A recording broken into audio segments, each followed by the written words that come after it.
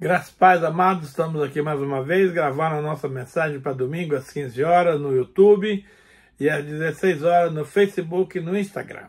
Vamos continuar falando sobre o tema Para que você foi salvo? E o tema de hoje é por demais importante. Você foi salvo para fazer a diferença na sua geração. Vamos ler um texto bíblico. Atos 13:36 diz assim: Tendo, pois, Davi servido ao propósito de Deus em sua geração, adormeceu. Foi sepultado com seus antepassados e seu corpo se decompôs. Vamos ter uma palavra de oração. Pai, muito obrigado pelo privilégio que o Senhor me concede de pregar a tua santa palavra para o teu povo, para a tua igreja. Senhor, eu quero declarar a minha total dependência do Espírito Santo, que o Senhor me capacite, me unja, para que eu traga uma palavra do coração de Deus para o coração do seu povo. Também te peço, Deus, que o Senhor conceda aos nossos ouvintes espírito de revelação, espírito de sabedoria, no pleno entendimento da tua palavra. E desde já nós damos a ti, papai, toda a honra, toda a glória, todo louvor e toda adoração em nome de Jesus. Amém. Queridos, nós temos um exemplo aqui muito claro, muito importante de Davi. A Bíblia diz que Davi serviu ao propósito de Deus em sua geração. E a minha pergunta para você nesse momento é a seguinte: será que eu e você temos cumprido o propósito de Deus na nossa geração? Amados, nós não podemos passar a nossa vida em brancas nuvens. Deus tem um propósito, Deus tem algo para ti e para mim. E nós precisamos estar em sintonia com o reino de Deus para alcançarmos esse propósito. Então, eu realmente não quero passar a minha existência aqui na terra em brancas nuvens. Eu quero fazer a diferença na minha geração, influenciando outras pessoas, ganhando vidas para Jesus e, acima de tudo, vivendo o reino de Deus como Deus espera que eu viva, dando referência, dando modelo para que as pessoas desejem ser um cristão, porque têm visto a minha vida e têm visto que a minha vida com o Senhor vale a pena nós estarmos inseridos nesse propósito. Então, é muito simples. Vamos ter um outro versículo aqui de Deuteronômio 18:14 que diz assim: As nações que vocês vão expulsar dão ouvido aos que praticam magia e adivinhação. Mas a vocês, o Senhor seu Deus, não permitiu tais práticas. Eu fico indignado, amado, quando muitos cristãos usam o seguinte chavão: mas todo mundo faz. Querido, eu e você não somos todo mundo. Nós somos filhos e filhas do Deus Todo-Poderoso. E como tal, nós temos um protocolo, nós temos um comportamento, nós temos atitudes que precisam corresponder à nossa filiação em Deus. Eu gosto muito de um texto que está em 1 Pedro 2:9, que diz assim: Vós, porém, sois raça eleita, sacerdócio real, nação santa, povo de propriedade exclusiva de Deus, que foste chamado das trevas para a sua maravilhosa luz. Vós que no outro tempo não erais povo, mas agora vocês são povo de Deus. Então, meus amados, o fato de você e eu sermos nação santa, povo de propriedade exclusiva de Deus, nós não temos o direito de fazer nessa terra o que todo mundo faz. Por quê? As pessoas que fazem tudo aqui, elas não têm compromisso com Deus, com o seu reino e com a verdade. Então, nós não podemos seguir a maioria, fazer o que todo mundo faz. Veja que quando Israel foi entrar na Terra Prometida, Deus fez uma advertência muito séria. As nações que vocês vão expulsar dão ouvidos aos que praticam magia e adivinhação. Mas a vocês, povo de Deus, filho do Deus Todo-Poderoso, nação de Israel, o Senhor seu Deus não permitiu. Então há coisas, amado, na vida da gente que não nos é permitido fazer. Então nós temos que ter a percepção, o discernimento de não incorrer em erros que todo mundo incorre. Ora, o povo do mundão faz porque é natural para eles, para nós não é. Nós precisamos fazer a diferença e marcar a nossa geração como geração eleita, sacerdócio real, nação santa. Isso é o que nós somos. Povo de propriedade exclusiva de Deus, que foi chamado das trevas para a sua maravilhosa luz. Isso é maravilhoso demais. Então, querido, nós temos que ter um padrão, um comportamento exemplar, um comportamento digno de filhos do rei. Também há outra palavra que eu gosto demais, que é Romanos 12:2, que diz assim: não se amoldem ao padrão deste mundo, mas transformai-vos pela renovação da vossa mente, para que experimenteis, para que sejam capazes de experimentar e comprovar a boa, agradável e perfeita vontade de Deus. Então, o mundo tem uma forma, é como uma forma de fazer bolo. A minha esposa faz pudim numa forma que tem um miolo saliente. Então, quando ela põe a massa naquela forma, o pudim toma a forma da forma. O mundo é uma forma. E nós não podemos nos amoldar à forma do mundo. Ora, como eu falei anteriormente, as pessoas têm a mania de dizer: ah, mas todo mundo faz. Você não é todo mundo, querido. Eu não sou todo mundo. Nós somos propriedade exclusiva de Deus, que nos tirou das trevas para a sua maravilhosa luz. Então, como tal, nós precisamos renovar a nossa mente, transformar a nossa mente. Por quê?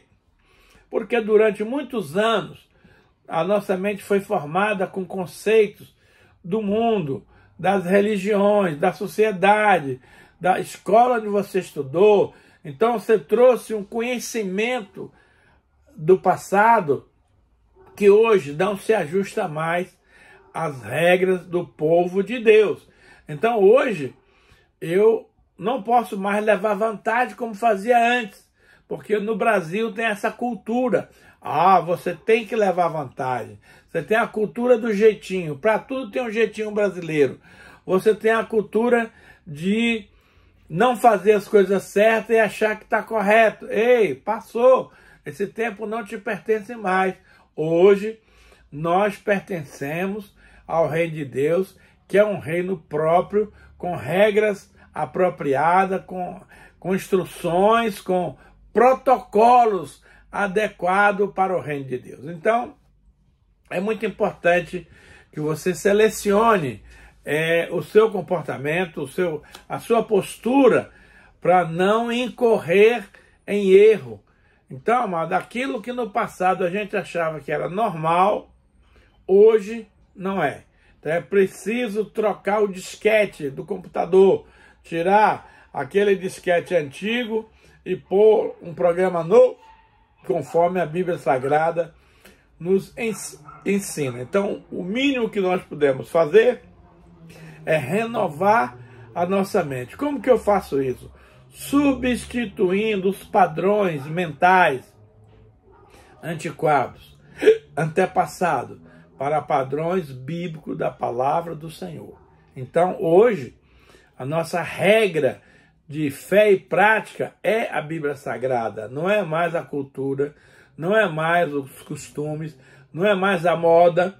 Não, isso tudo é coisa do passado. Nós precisamos, como filhos do Deus vivo,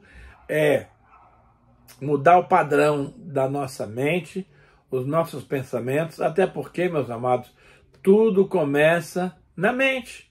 Então, se você tiver com a mente renovada, você vai ter um padrão de vida renovado. Mas, se você estiver preso aos costumes, ao modismo de antigamente, do tempo que você vivia no reino das trevas, você vai ter grandes problemas no reino de Deus. Porque esses princípios que outrora funcionavam lá no mundão, hoje, no reino de Deus, ele não tem mais espaço para funcionar. Então, ou você muda a sua mente, ou você transforma a sua mente, ou você nunca vai experimentar a boa, agradável e perfeita vontade de Deus para a sua vida. Queridos, há muitas coisas que nós não entendemos, que nós não concordamos, que nós não aceitamos, mas uma vez que você faz parte do reino de Deus, o seu padrão agora é a Bíblia. Você precisa ajustar e transformar aqueles conceitos mentais que você tinha, achando que era possível, hoje não é mais. Hoje nós temos que estar ligado, nós temos que estar atrelado às coisas do reino de Deus. Outro versículo muito importante é 1 João 2, 15 a 17, que diz assim: não ameis o mundo, nem as coisas que há no mundo. Se alguém amar o mundo, o amor do Pai não está nele. Porque tudo que há no mundo, a concupiscência da carne, a concupiscência dos olhos, a soberba da vida, não procede do Pai, mas procede do mundo. Ora, o mundo passa, bem assim a sua concupiscência. Aquele, porém, que faz a vontade de Deus, permanece eternamente. Eu acho muito interessante essas três concupiscências aqui, a dos olhos, a da carne e a soberba da vida, porque são os mesmos padrões que o diabo usa hoje para a vida das pessoas. E as pessoas não se dão conta, caem no mesmo erro. Por exemplo, quando a serpente foi tentar a Eva, ela disse assim: pois é, Eva, o Senhor não quer que você coma da árvore do conhecimento, senão você vai ficar igual a ele, conhecendo o bem e o mal. Agora, se você comer essa árvore, essa fruta, eu te garanto que você não vai morrer, primeira coisa. E segundo, você vai ficar espertíssima, vai ficar realmente conhecendo todas as coisas. Isso é uma mentira, sabe por quê, amados? Deus nos criou a sua imagem e a sua semelhança. Você já é conhecedor das coisas, você já é igual a Deus, porque Ele te criou com esse conceito. Mas o inimigo cega os nossos olhos e diz que a gente não é nada disso. Ele quer que você infrinja o mandamento, ele quer que você caia em transgressão para você alcançar um ponto que você já alcançou. Eu não preciso ser igual a Deus, eu já sou igual a Deus. Deus me criou a sua imagem, conforme a sua semelhança. Então, meus amados, fica esperto.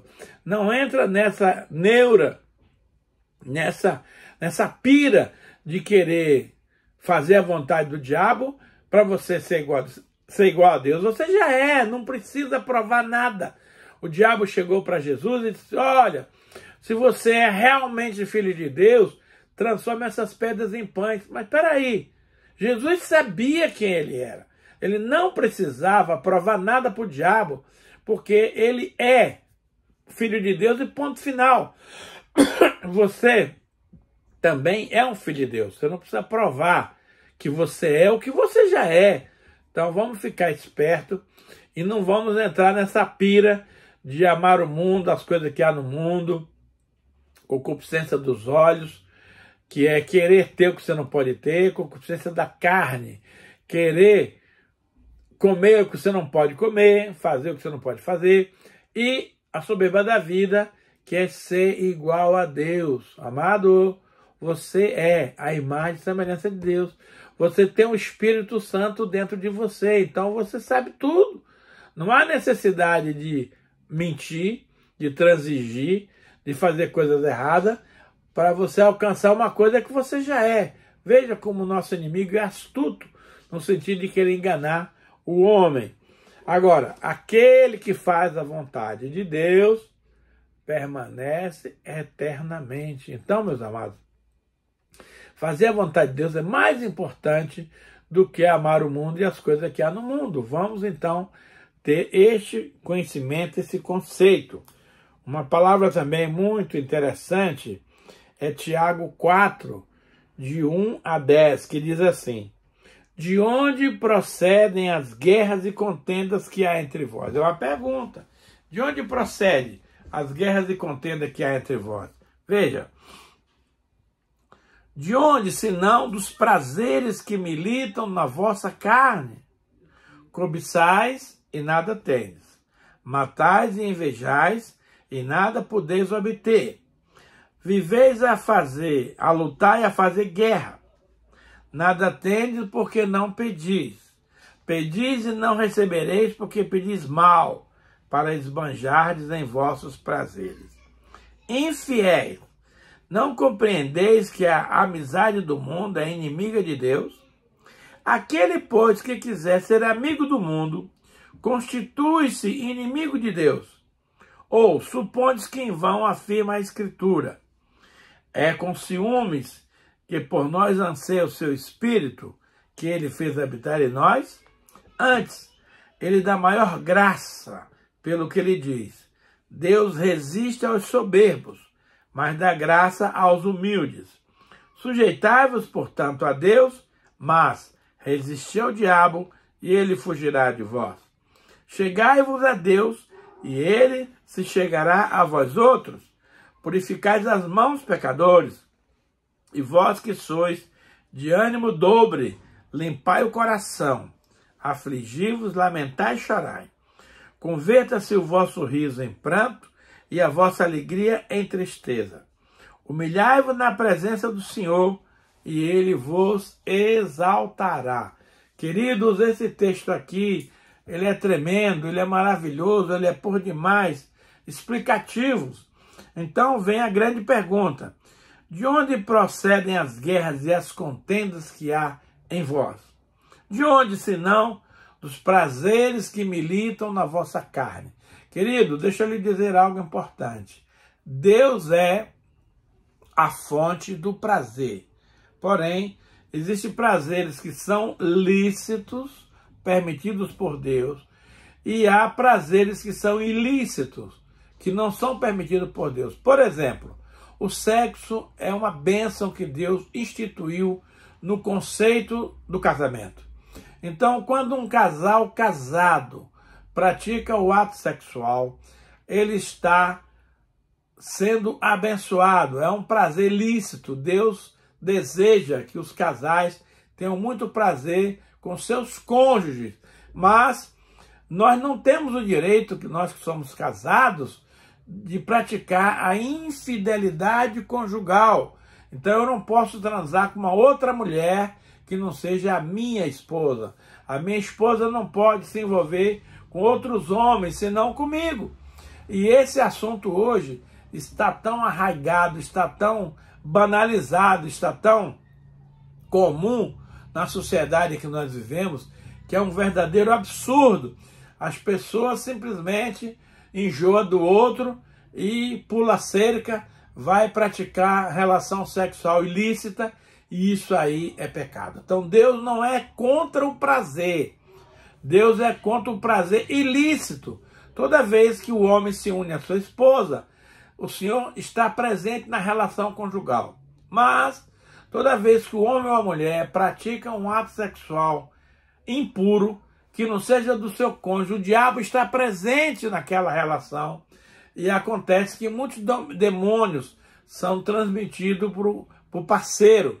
Portanto, essa questão sexual é muito séria, é muito grave, e nós temos que tomar muito cuidado. Então Deus não é contra o prazer, Deus é contra os prazeres ilícitos. E ele aqui vai mais adiante. Por exemplo, cobiçais e nada tendes. Amado, a Bíblia não é para cobiçar nada dos outros. Você tem a sua esposa, parabéns, você pode se relacionar com ela. Você é solteiro? Espere que Deus vai indicar a pessoa certa para você contrair casamento. Mas não é para sair por aí com o olho comprido, cobiçando tudo que você encontra pela frente. Porque se você cobiçar, você não vai ter nada, que isso aí é um pecado. Matais e invejais e nada poder obter. A inveja é o derivativo da cobiça. Você olhou, ficou com inveja, quis ter aquele bem que não é adequado para você. Matar é uma lei claríssima dos mandamentos. Não matar. Então, se você mata, você não vai obter nada do Senhor. E ele continua aqui. Viveis a lutar e a fazer guerra. Por que você tem que fazer isso? Se você se contentar com as coisas que você tem, e esperar em Deus as coisas que você está pedindo, você vai ter tudo do bom e do melhor. Mas você não pode ter pressa. O problema da pessoa é que ela não quer esperar o tempo de Deus. Nós vivemos numa geração Nescau, que é bateu o leite com o Nescau, está pronta a bebida. Não é assim. As coisas de Deus têm um tempo e um modo para se cumprir. Então, veja bem. Viveis a lutar e a fazer guerra. Nós temos que viver na paz, e a lei maior do reino é o amor. Então, a paz e o amor são contrários a você viver, a lutar e a fazer guerra. Ele continua. Nada tendes porque não pedis. Pedis e não recebeis, porque pedis mal, para esbanjardes em vossos prazeres pecaminosos. Veja bem, Deus quer nos dar as coisas, amado. Ele é um pai amoroso e o maior prazer dele é abençoar os seus filhos. Porém, você precisa confiar no bom gosto. Você precisa confiar na sabedoria de Deus. Você precisa confiar no amor de Deus e esperar as coisas dele. Você tem que esperar as coisas do Senhor, meu amado. Então não dá para você sair por aí passando o pé pelas mãos, entendeu?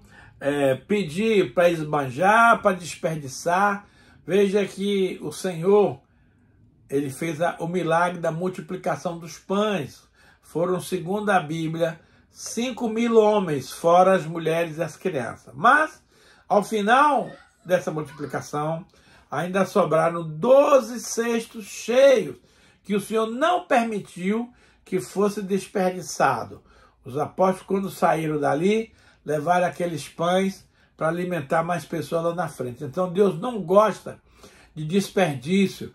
Deus não gosta que você esbanje nada por aí. Você precisa usar as coisas com comedimento, com zelo, com critério, para que sempre você tenha o suficiente para você e para aqueles a quem você ama.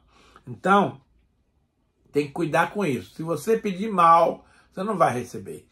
Então, a gente tem que ter esse cuidado e a gente não vai dar algo para o nosso filho pequeno. Eu tenho um neto lindo chamado Vitor, 4 anos, muito inteligente, mas eu não posso dar o meu carro para ele dirigir porque ele ainda não tem estatura, ele ainda não tem preparo, ele ainda não tem condições. Então, é preciso você controlar as coisas para não causar um mal desnecessário. Então, as pessoas, elas pedem e não recebem. Por quê?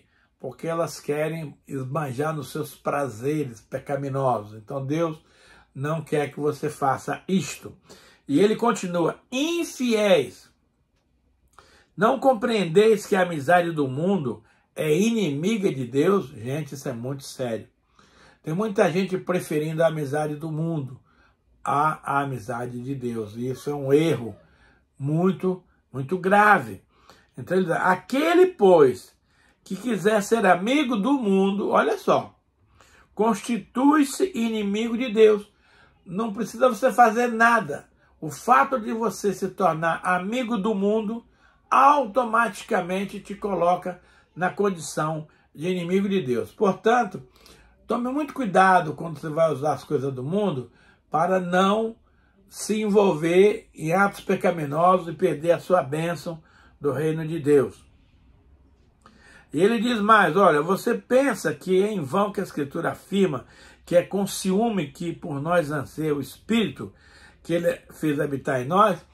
O Espírito Santo tem ciúme de nós porque ele nos ama. Ele não nos quer nos envolver com atos pecaminosos, com coisas erradas, com prazeres ilícitos. Pelo fato dele nos amar intensamente, ele tem ciúme de nós. Ele não quer. Gente, Deus, as coisas dele são somente dele. Ah, eu sou de Deus, mas eu vou acender uma vela para o anjo da guarda. Pode parar. Deus não divide você com nada, nem com ninguém. Você ou é de Deus ou não é. Se você é de Deus, você está 100% seguro e garantido. Agora, se você tem um pezinho fora, você não é mais de Deus. Então, Deus não aceita 95% dele e 5% do inimigo. Deus não aceita 99% para ele e 1% do inimigo. Ou você é 100% Deus ou não é. Eu sei que é uma palavra dura, mas não tem outro caminho. E aí o Senhor continua. Antes, Deus dá maior graça, pelo que diz. Deus resiste aos soberbos, mas dá graça aos humildes. Gente, a soberba foi a arma do maligno para pular fora do jardim do Éden. E hoje nós temos muita gente boa, culta, inteligente, formada, com soberba, se achando melhor do que os outros, se achando mais importante.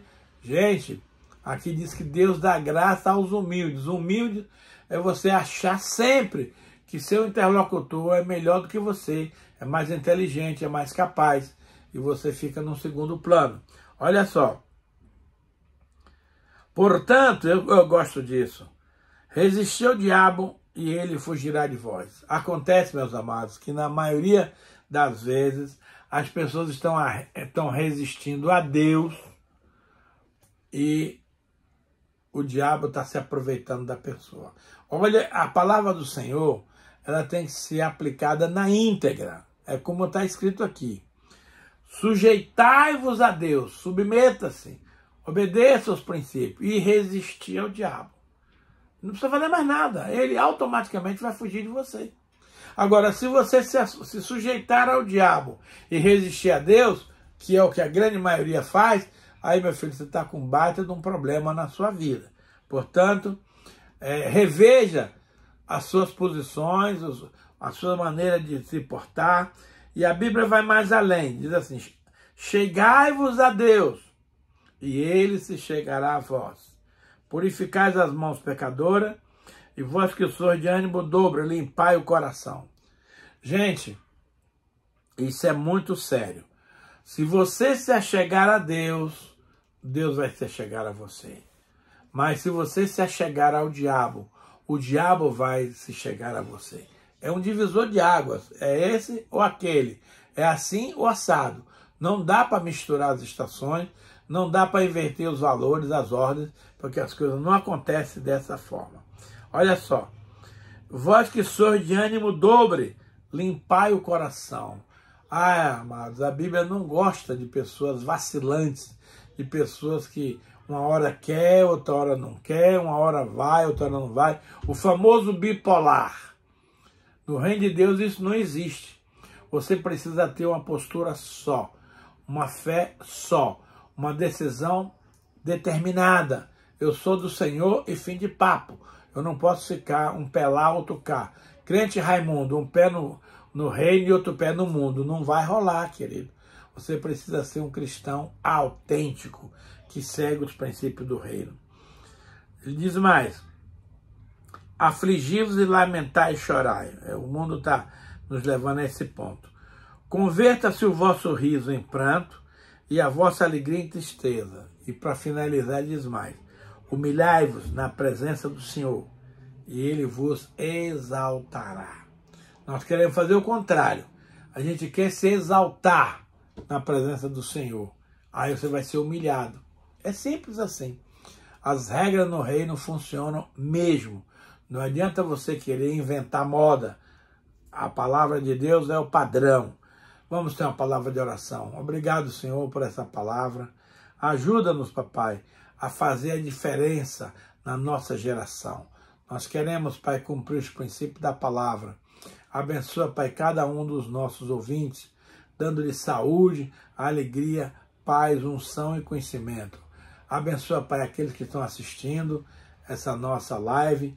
E desde já, papai, nós queremos dar a ti toda a honra, toda a glória, todo o louvor e toda a exaltação. Abençoa, Senhor, o teu povo, hoje e para sempre. Guarda-nos irrepreensíveis até a volta do Messias. Te adoramos nesse momento, Te agradecemos, Pai, e te adoramos. Em nome do Senhor Jesus. Amém e amém e amém.